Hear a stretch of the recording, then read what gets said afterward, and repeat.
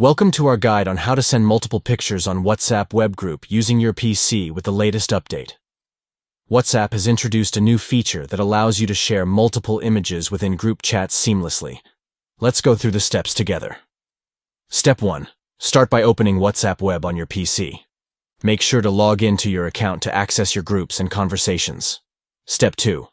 Once WhatsApp web is open, navigate to the group chat where you want to share multiple pictures. Click on the group to enter the chat. Step 3.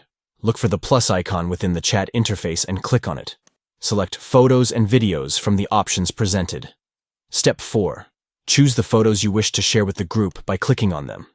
After selecting the desired photos, click on Open to add them to your message. Step 5. To send the selected photos to the group, click on the Send button.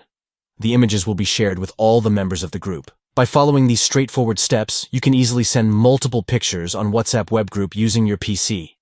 Enhance your group conversations by sharing memorable moments captured in images effortlessly. That's it.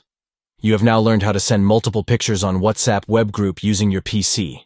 Give it a try and make your group chats more engaging with visual content. Thank you for watching.